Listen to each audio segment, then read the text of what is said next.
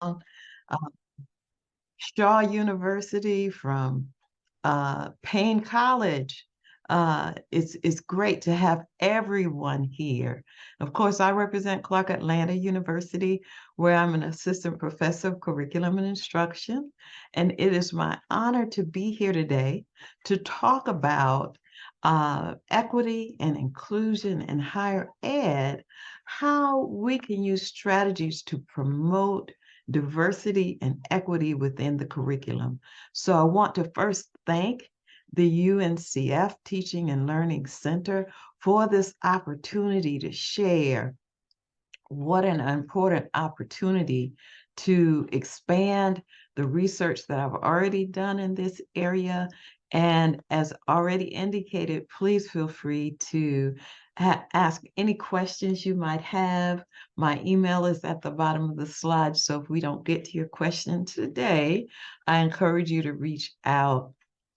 And so let us begin. One of the things that is really important to me as we consider that we are nearing the end of 2023 and about to reach forth into 2024, that equality in education is still a major area of concern. You see on the slide before you some very familiar figures. Uh, Justice Sonia Sotomayor reminds us, until we get until we get equality in education, we won't have an equal society. And we know that the Supreme Court of the land is a very powerful institution. And just recently, in this long history, have we seen representation of women such as Sotomayor and uh, Justice Ketanji Brown Jackson. But I want to call your attention to this little girl who sits with her hand raised, waiting for her opportunity at equality.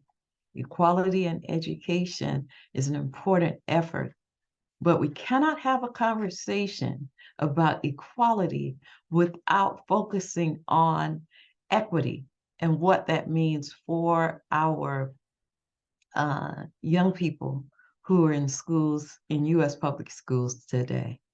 And so as we think about the differences between equality and equity, the image that's on your screen now speaks very loudly about how we understand the differences between those two.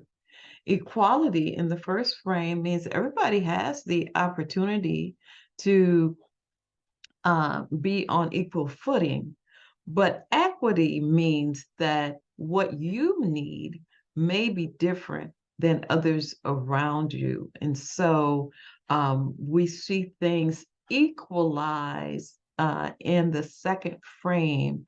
And that's what I want to talk to us about, the importance not only of equity, but also diversity and inclusion, and how that comes to bear on the important work we do in education and beyond.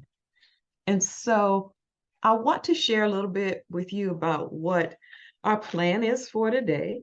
First, I'd like to introduce our topic, and then I would like to talk a little bit about how those of us at historically Black colleges and universities are incorporating culturally responsive pedagogy and how we can promote an inclusive curriculum. It is important for us as HBCUs to lead in the challenging times that we find ourselves in. So I want us to talk about some ways that we can do so and how we can work together to improve student outcomes. Again, there's an opportunity for us to ask questions and share comments at the end. I thank our moderators for monitoring the chat and keeping up with those as well. And so let's begin. As we begin to talk about equity and inclusion, it's really important to understand that what's happening in schools and societies, both at the higher education level as well as in the public school arena, is that there's a need for school reform that focuses on diversity, equity, and inclusion because of some key areas of concern. There have been extensive efforts to control what is being taught in school and how it's taught. The debate around books that are being banned and how the curriculum is taught in schools as it relates to critical race theory and anything associated with quote unquote divisive terms is really a topic that requires our attention, and it can have detrimental effects on student outcomes for sure. We know that the legal system has been used to uh, navigate this arena. As you see from the data on the screen, 28 US states have adopted policies that impact the teaching of critical race theory, and what we see in the understanding of critical race theory varies tremendously from what Derek Bell and Kimberly Crenshaw and some of the originators of critical race theory had as a key idea for why this theory is so important.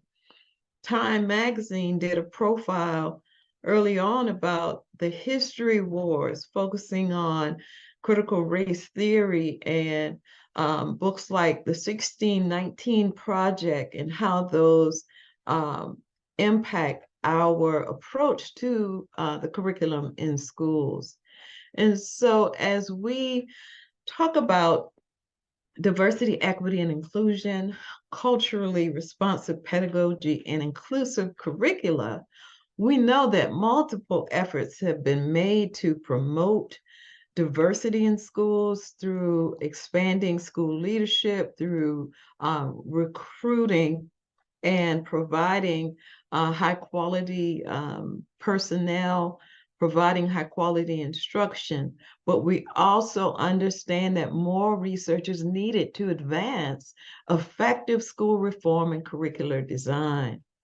So there are two questions that I'd like for us to center our discussion on. First, how can HBCUs incorporate culturally responsive pedagogy, meaning the how of our teaching, as tools to promote greater DEI? And then how can HBCUs lead through challenging times to promote an inclusive curriculum, meaning what we teach? And so as we consider our discussion of culturally responsive, culturally relevant teaching, we have to center the work of Geneva Gay, whose book, Culturally Responsive Teaching, Theory, Research, and Practice, really grounds our understanding of what CRP is. Gay suggests that it means using the cultural knowledge, prior experiences, frames of reference, and performance styles of ethnically diverse students to make learning encounters more relevant to them and more effective for them. And so her work has been regarded as seminal in this area. But right alongside it, we have the work of Gloria Ladson Billings, whose work on culturally relevant teaching begins with her seminal book, The Dream Keepers, Successful Teachers of African American Children. What Ladson Billings reminds us of is that students show up with incredible strengths and assets, and they're capable of much more than we think. So even as we find ourselves here in the midst of a debate about what should be taught in schools, our students come with questions about the curriculum and how and what we should teach them.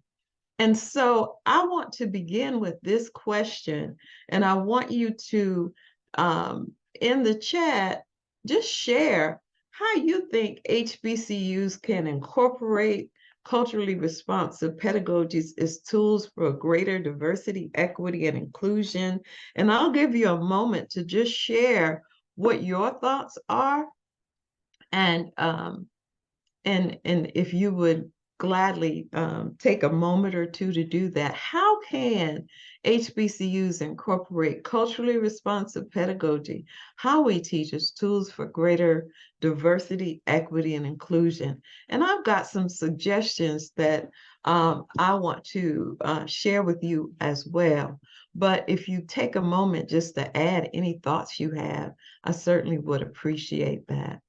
Um, One of the things that I think is really important as we think about our role of as being culturally responsive educators is to speak our students' language, right? What are our students engaged in? And I like what Dr. Angela Walker has already added in the chat because it aligns with this.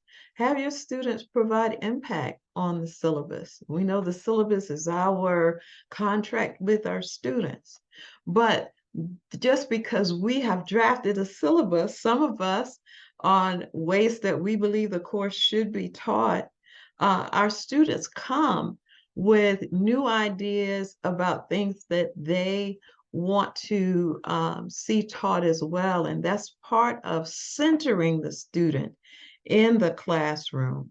One of the things that I think is also important is understanding their cultural background. And I see Matt Hyatt has said, develop an attitude of cultural humility, which is also real key to that.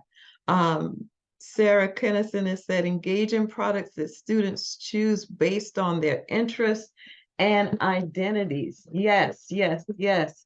And that incorporates their background and what they are interested in, and what they bring to the table.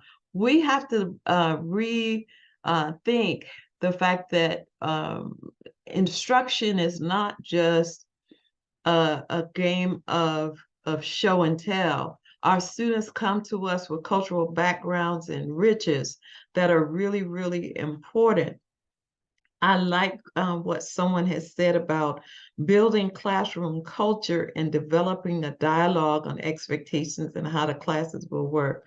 Paul, I don't know if you've been peeking into my notes, but that's something that I definitely do at the beginning of every semester. We take an opportunity to build classroom culture, to really dialogue with everyone in the classroom so that they know what my expectations are, and I know what their expectations are. And we know that culture is way beyond just expectations, but what norms, what behaviors, what cultural norms are we putting into place in that particular classroom? When we begin to not only build classroom culture, but to develop relationships, we become a family, right? And so developing relationships and involvement is critical. Priscilla Patton says, make the curriculum more student-centered and look at the curriculum from students' perspectives. What would they like to learn as students? Oftentimes we have come to the classroom with ideas about what we think they need to know. But I don't know about you, but I tend to learn so much from my students, particularly as it relates to technology and how technology changes and moves at the speed of light. So I appreciate your comments in this regard. One of the things I want us to think about is, what culturally responsive practices are you using in your classroom? And what culturally responsive practices do HBCUs need to put more effort into. We talked about Gay and Ladson Billings and how important that is to center our work. Shanique Lee did a research article not long ago that talks about how HBCUs use culturally responsive practices in their teacher preparation programs. And so as we think about what we can do to enrich and infuse that in our classrooms, I think that's really important. Why is the HBCU experience valuable? First of all, why do you think students choose HBCUs? They can go anywhere they want to go, they're qualified to do so, but many choose HBCUs because of the nurturing, the support, the relationship with faculty that they gain as a result of being in an environment that understands their contributions, their particular strengths, and how to move that to another level. Our product, if you will, is investing in those students. I don't know about you, but if you went to homecoming in October, you saw the droves of people who came back home, if you will, because of the investment of faculty and the cultural norms that are part of HBCUs. But how do we sustain the promise? How do we maintain the value that students get, whether it is at Shaw or Benedict or Claflin or Howard or any of the HBCUs that are part of our country, our legacy of history? One of the things that I want to encourage you to do as we think about strategies that, what do we say? How do we maintain and sustain the promise? What can we do?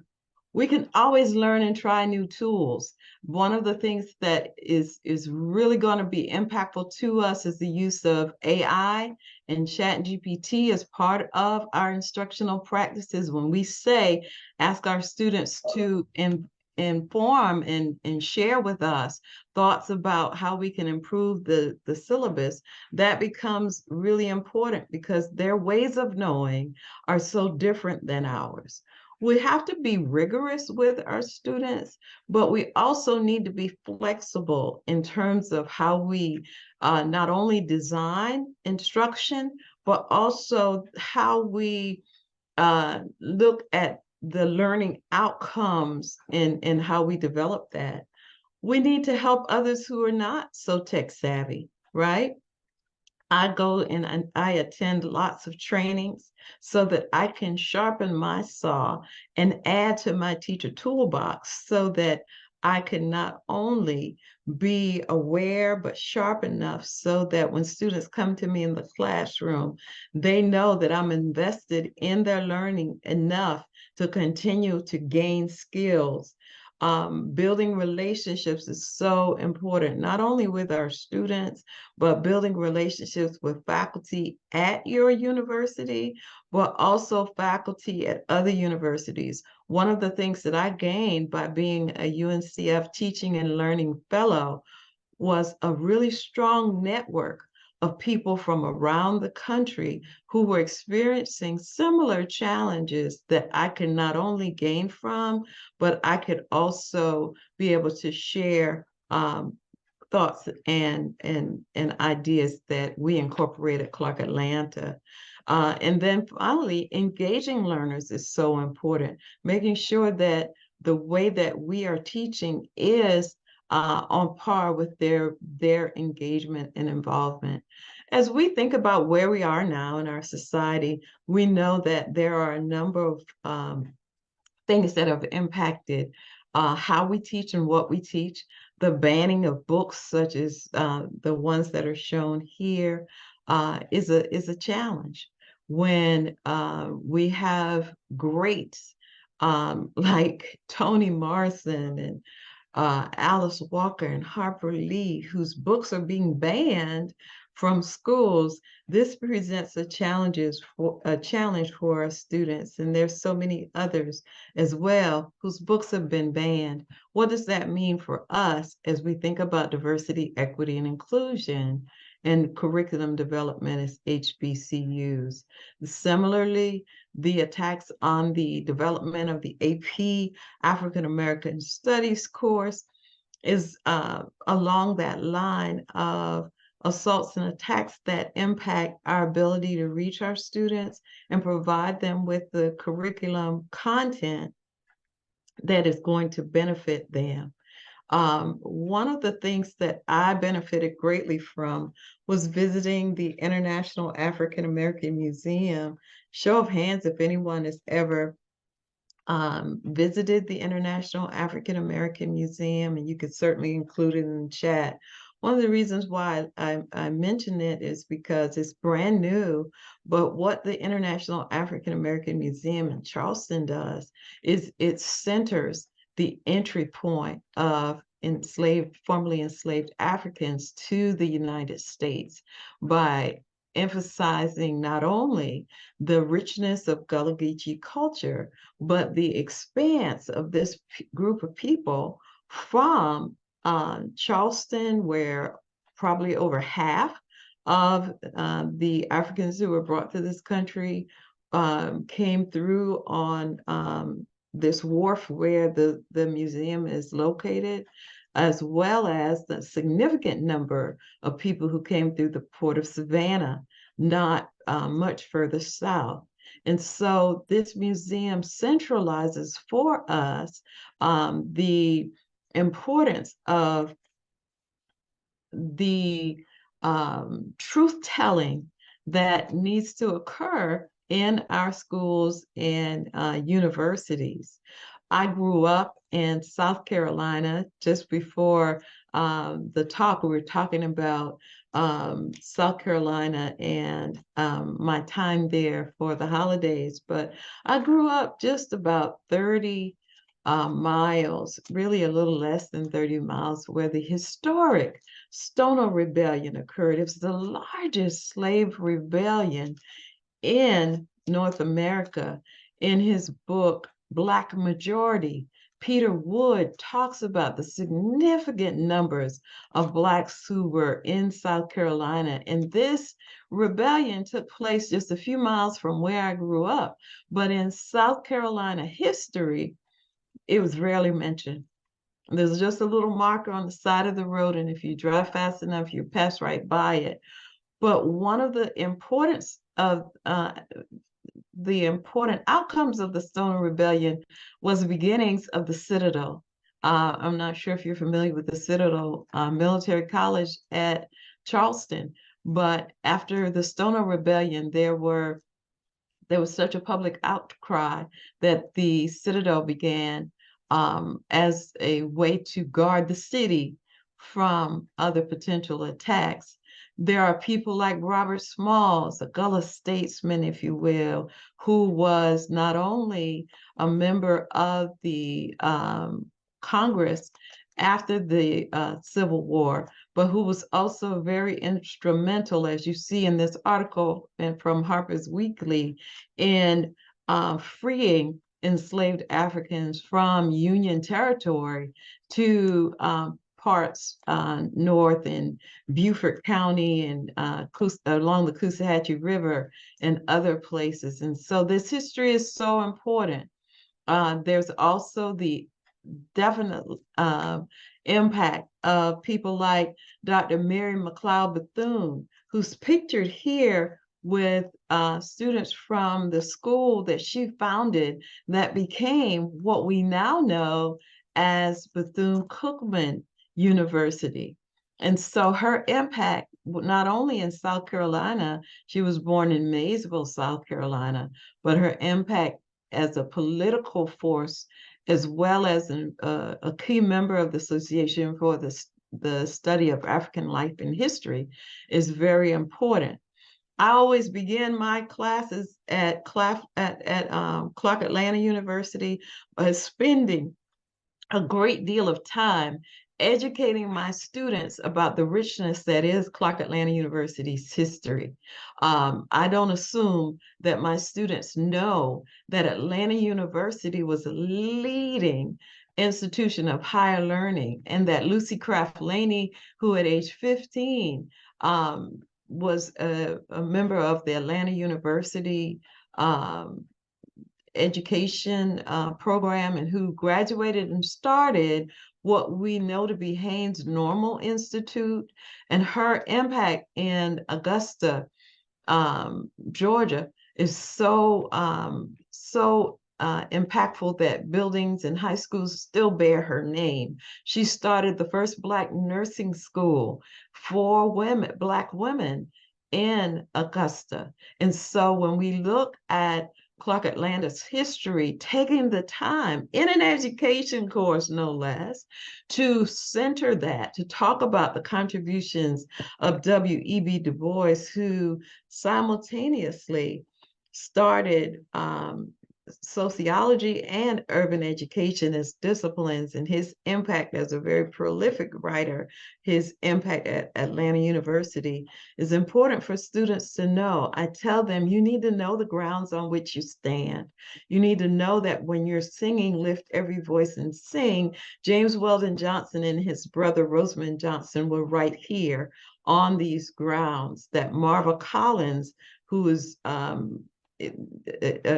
force in education as well, started out here. And so as HBCUs, we have an obligation to lead through challenging times to promote an inclusive curriculum. And so I ask you again to think about these questions. How can we do this? First, we've got to consider the unique learning needs of our students, right? We have students who come to us with different levels of expertise.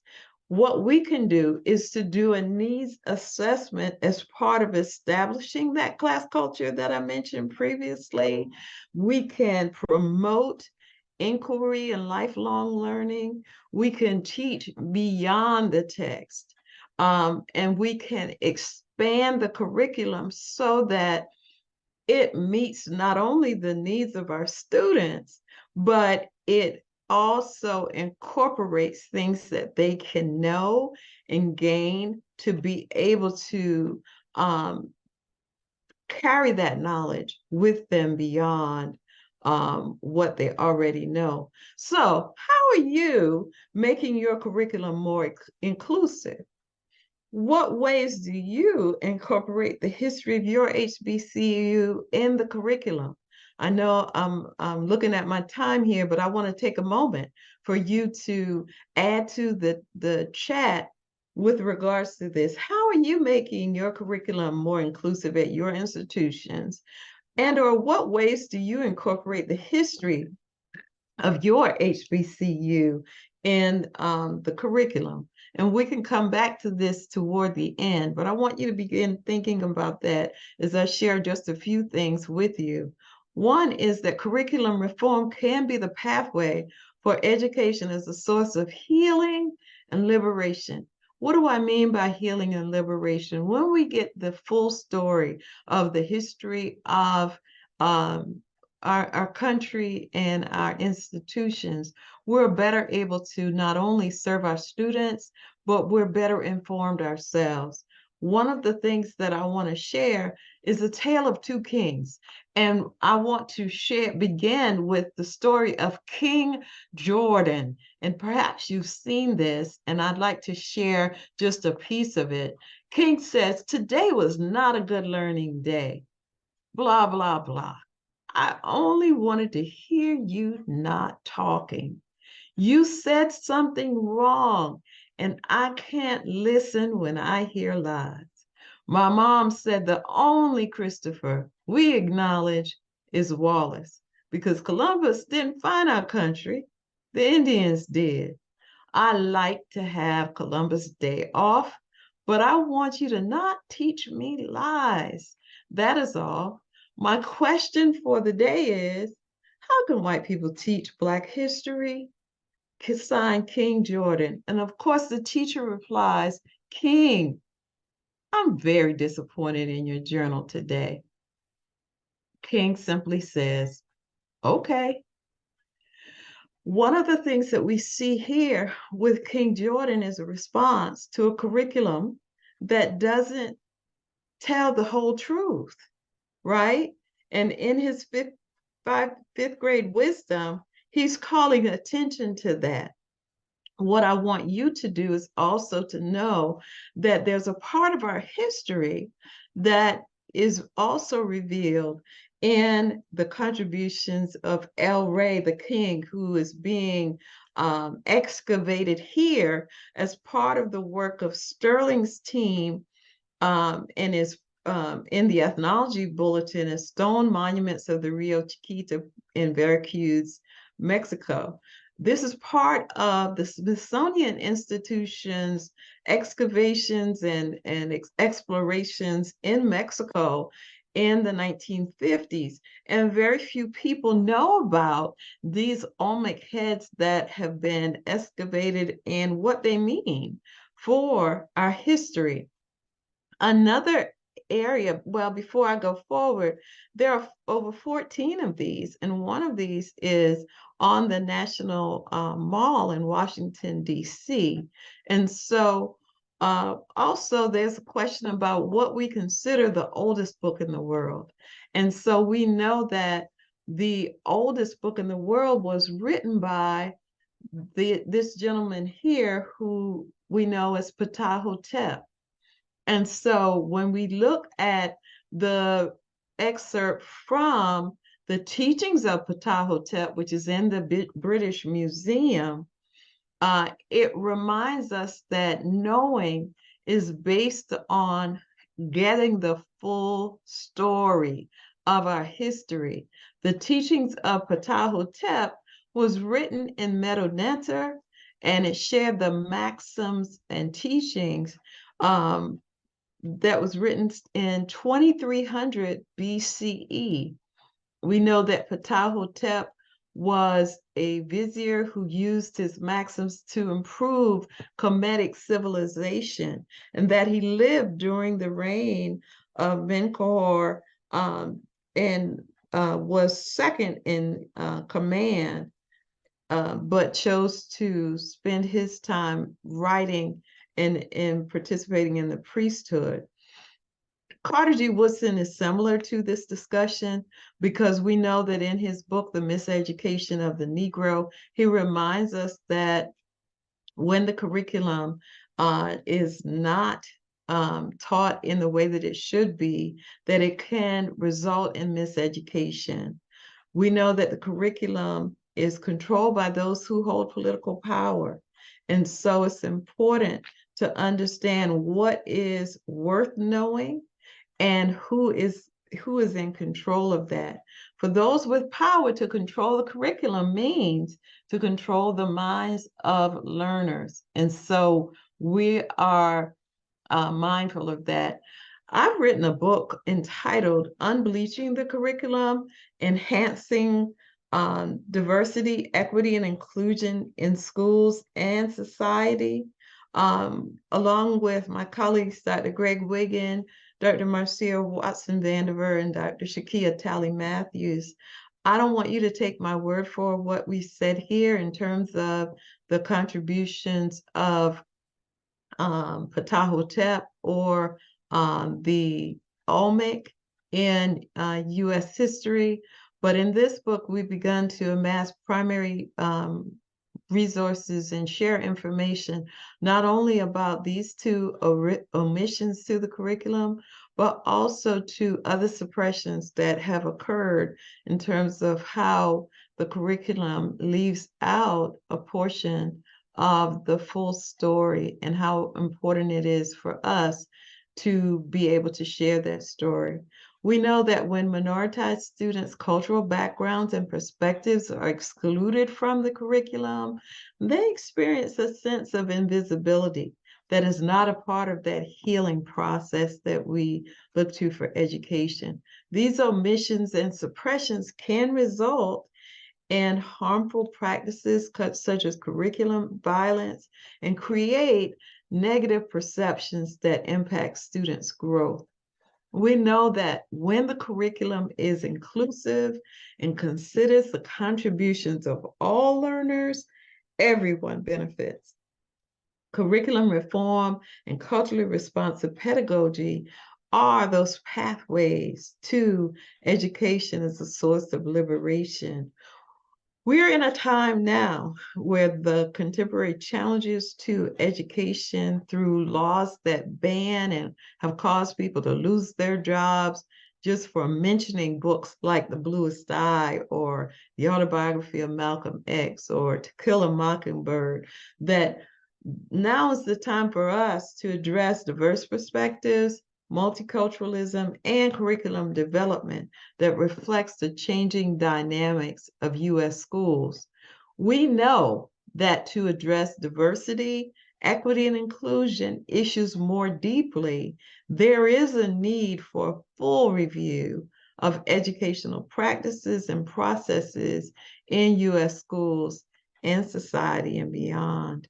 One of the things that I want to end with is this quote from Dr. Asa Hilliard III, who has written quite a bit about the teachings of Ptahhotep as the oldest book in the world, whose work on testing and its inequity for students of color have been really grounded. Dr. Hilliard's work is phenomenal. But one of the things that I do want to lift up is that he says, I have not encountered any children in any group who are not geniuses. There's no mystery on how to teach them. The first thing to do is to treat them like human beings. And the second thing is to love them. And we know that in our HBCUs, in U.S. public schools, we meet geniuses every day. It's helping them recognize the genius within, lighting a spark that encourages them to go beyond the curriculum. That little girl in South Carolina who didn't know anything about the Stoner Rebellion, about Mary McLeod Bethune, about Robert Smalls, went to Temple University and earned a degree in African American Studies and began committed to investing in curriculum reform that embraces the entire story, not just part of it, because that is so critical to the work that we do every day. And so I want to thank you for the opportunity to share my research. I want to thank the UNCF Teaching and Learning Center for this opportunity. I do encourage you to reach out to me at ateasdell@cau.edu, and I'm glad to entertain any questions you may have regarding the presentation or anything else you'd like to share at this time. I thought I saw someone's hand, but I'll need help with that. If you would unmute and perhaps raise your hand, I'm glad to entertain any questions at this time. Thank you so much. And shameless plug, order the book. Yes, thank you so much, Dr. Teasdell, and we really appreciate this presentation. I've learned a lot. I hope that our colleagues on the call have also learned a lot. And I'm appreciative of the fact that you are fully invested in the commitment for diversity and inclusion on our campuses, and that's a testament to your book publishing as well as your storytelling. So I really, really appreciate your time today and you sharing that with us. If anyone does have any questions, please feel free, like Dr. Teasdell said, you can unmute or you can put them in the chat if you aren't able to unmute, and we'll elevate those up to her. And then also, Dr. Teasdell, if you wouldn't mind going to the last slide so that we could share the link for Yes, thank you. The link for the evaluation. So if you see on your screen right there, so if you go to our bit.ly link, and we'll also put it in the chat to make it a little bit more easier for you to access. If you would share your feedback for us, just so that we know how we did today, as well as what you would like to see or experience in our future iterations of our TLC Talks.